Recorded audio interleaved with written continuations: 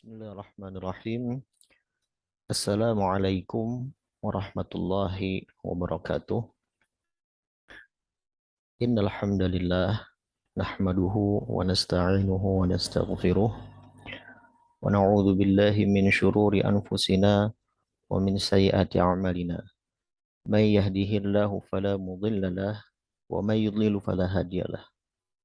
Asyhadu an la ilaha illallah wa asyhadu anna Muhammadan abduhu wa rasuluh. Allahumma salli wa sallim ala Sayyidina Muhammadin wa ala alihi wa sahbihi ajma'in. Amma ba'du. Rabbi syrah li sadri wa yassir li amri wa hlul uqdatam min lisani yafqahu qawli. Alhamdulillah, segala puji atas limpahan nikmat dan karunia dari Allah.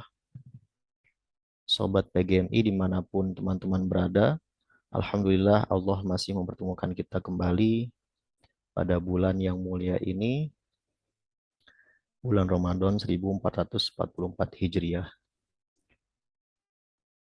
Salawat salam semoga terlimpah selalu pada baginda Nabi Muhammad Sallallahu Alaihi Wasallam. Demikian juga kepada keluarga beliau, sahabat, dan kita selaku umat beliau semoga mendapat syafaat beliau di yaumil akhir kelak. Amin ya rabbal alamin.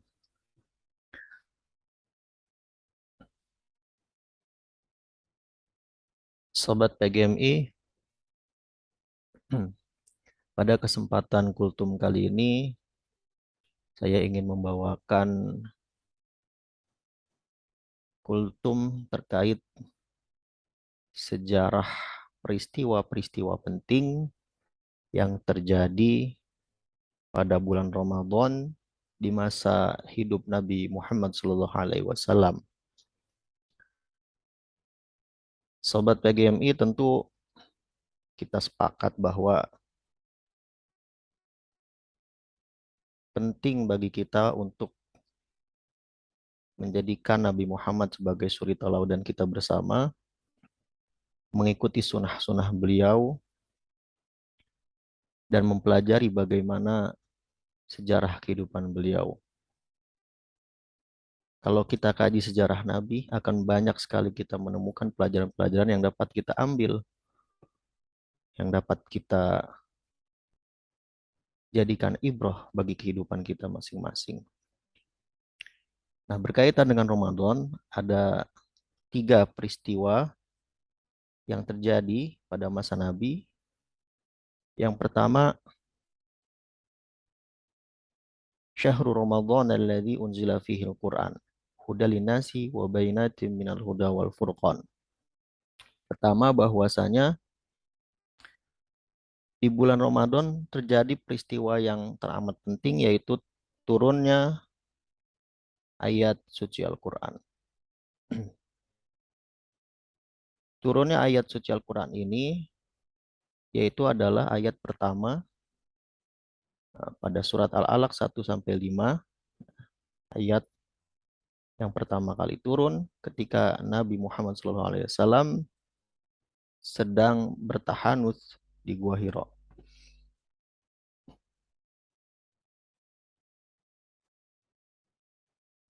Pada saat itu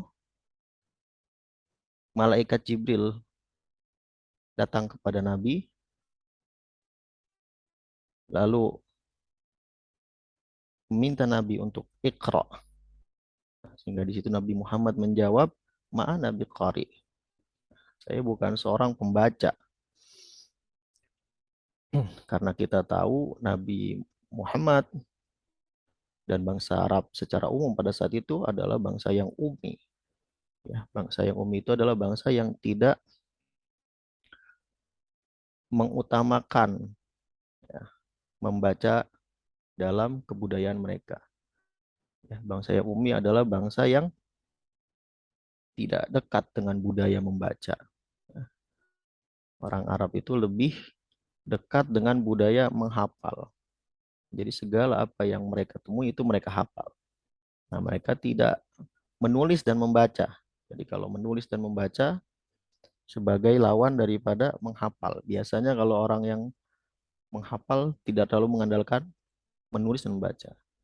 Sebaliknya orang yang mengandalkan menulis dan membaca biasanya kurang dari segi hafalan.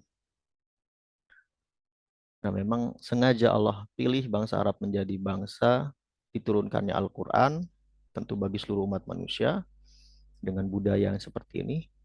Nah, ada satu pelajaran bahwa memang Al-Quran ini pada mulanya dihafal ya, secara turun-temurun hingga sekarang terus-menerus dihafal. Walaupun Al-Quran sudah ditulis ya menjadi mushaf, nah, tetap tidak akan menghilangkan budaya menghafal Al-Quran yang menjadi satu keniscayaan dalam usaha menjaga ayat-ayat suci Al-Quran. Nah, dari cerita tersebut berlanjut sehingga malaikat Jibril mengucapkan kembali Iqra. Lalu Nabi kembali mengucapkan ma'ana biqari. Saya bukan seorang pembaca. Lalu malaikat Jibril mengucapkan lagi Iqra. Nabi Muhammad kembali menjawab ma'ana biqari sampai akhirnya barulah disampaikan oleh malaikat Jibril wahyu dari Allah Subhanahu wa taala, Iqra bismi rabbikal ladzi khalaq, khalaqal insana min 'alaq, Iqra wa rabbukal akram, alladzi 'allama bil qalam, 'allamal insana ma lam ya'lam. Jadi ayat pertama yang turun merupakan perintah membaca. Kalau kita mau telisik lebih dalam, membaca dalam kajian literatur Arab memiliki makna yang luas daripada sekedar melihat tulisan lalu membunyikannya. Ternyata membaca dalam bahasa Arab yang kita sebut dengan kiroah memiliki makna mengkaji, memiliki makna menghayati. Baik ayat-ayat yang tertulis, ya, ayat-ayat qauliyah yang tertulis dalam Al-Quran maupun ayat-ayat kauniyah yang tertulis di alam semesta. Jadi membaca ini sangat luas cakupannya. Bisa membaca kekuasaan Allah yang ada dalam Al-Quran, membaca kekuasaan Allah yang ada dalam diri kita pribadi, maupun membaca kekuasaan Allah yang ada pada alam semesta ini. Sehingga dengan pembacaan itu kita menjadi orang-orang yang alim, orang-orang yang berilmu, yang nantinya melahirkan ketakutan kepada Allah Subhanahu wa taala. Innama yakhsyallaha min ibadihi al-ulama. Orang-orang yang benar-benar takut kepada Allah, orang-orang yang berilmu. Ya, karena dengan ilmunya itu dia memahami bagaimana keagungan Allah sehingga timbul rasa kagum dan rasa takut uh, untuk senantiasa menjalankan perintah Allah dan timbul rasa takut untuk kemudian menghindari segala apa yang Allah larang. Lalu apa kaitannya peristiwa ini dengan Ramadan? Bahwa saja Ramadan sebagai bulan diturunkannya Al-Quran seakan-akan menjadi hikmah bagi kita untuk memanfaatkan Ramadan untuk senantiasa membaca. Tentu yang paling utama kita menjadikan Ramadan sebagai bulan di mana kita berlomba-lomba membaca Al-Quran.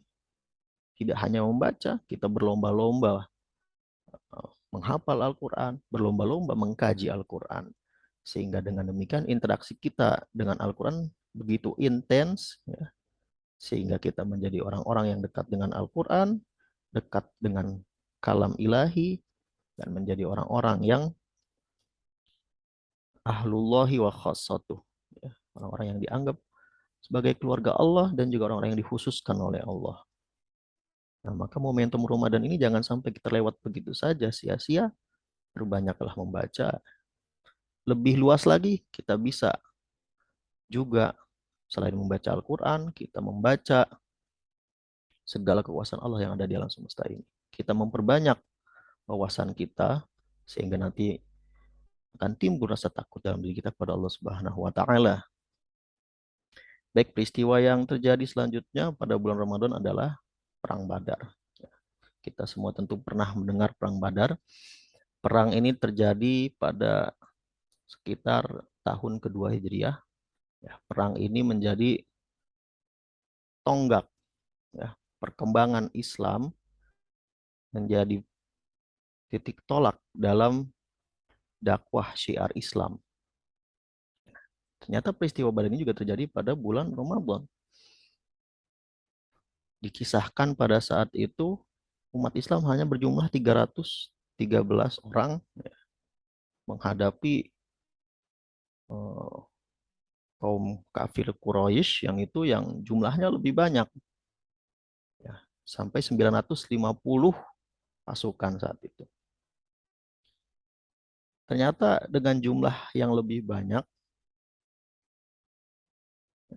tidak menggentarkan semangat umat Islam saat itu ya, apalagi saat itu di bulan Ramadan, ada tidak menjadikan umat Islam itu tenaganya, semangatnya itu kendur.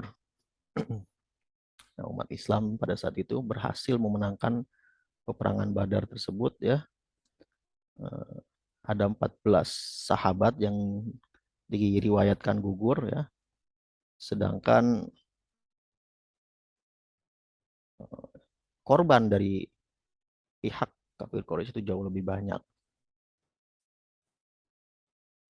Nah, lalu apa pelajaran yang bisa kita ambil dari peristiwa ini dan dikaitkan dengan Ramadan? Bahwa dalam bulan Ramadan ini itu seperti perang.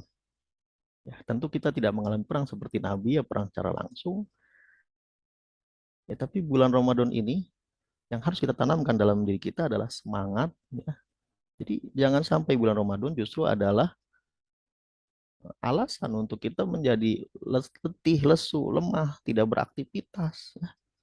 Jadi bulan Ramadan itu justru semangat kita semakin membara untuk memperbaiki diri, untuk memerangi keburukan-keburukan yang ada dalam diri kita, memerangi hawa nafsu.